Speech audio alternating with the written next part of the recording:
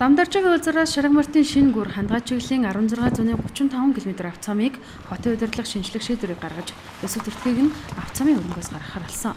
Ягуун зам, дугуйн зам гэрэлтүүлэг гээд 7 см зузаантай борооны өцөөлөг шугам шийдсэн зохицомыг барихаар 5 компани шалгарч энэ сарын 4-ний өдрөөс ажил эхлүүлжээ. Эхний ээлжин Дамдарчгийн улзараас Шадлангийн шинэ улзар хүртэл замыг хааж, зам цэцрийн өргөтгөл шинтгэлийн ажлыг гүйцэтгэгч компаниуд хийж байна.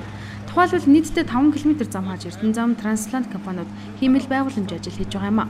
Энэ гисийн замын зорчих хэсэг 9 м өргөнтэй, 2 м өргөн дугуйн замтай, 1.5 м өргөн явган хүний замтай болно. Төлөвлөгөөний дагуу ажиллавал үндэсний баяр наадмын Эрдэнэ замын зорчих хэсгийг нээх юм а. Одоо нэг 10% та их 10-аас 15% та л хэмжээтэй байгаа. Иргэд хөндлөлт асуудал байгаа.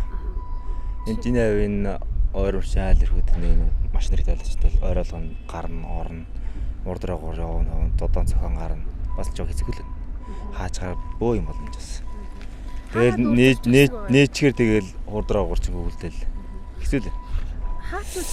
Хаагур жамарч байхгүй, боломж байхгүй. Тэгэхээр хөсөн хүсэгөө хүчээр оруулж байгаа.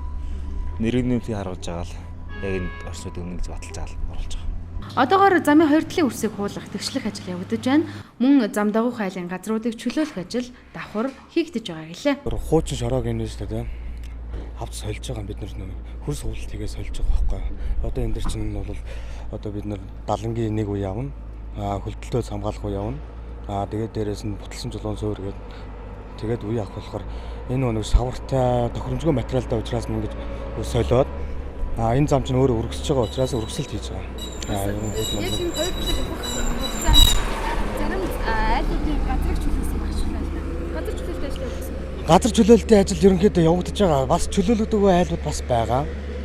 Бид нар ч бол Цэнгэлтэй дүүргийнхэн газрын албатай өдөр болгон харьцаал тэгэл байн холбоотой ажиллаж байгаа л да. Ер нь бол ерөнхийдөө манай газар чөлөөлөлт бол одоо юу агаарын одоо шугамуд байна шүү дээ. Цахилгааны болон одоо интернетийн нөгөө агаарын шугамуд эдгэрлийн хэдэн шонгууд л байна да. Тэрнээс бусдаар бол ерөнхийдөө бараг чөлөөлөгдөж дуусч байгаа. Энэ жил бүтээн байгуулалтын ажил зуны төвшөлтөөс болоод иргэд бухимдалтай байгаач замсрын ажил дуусны дараа шинэ замаар төвжирлэхүү зочно гэсэн хүлээлттэй байна.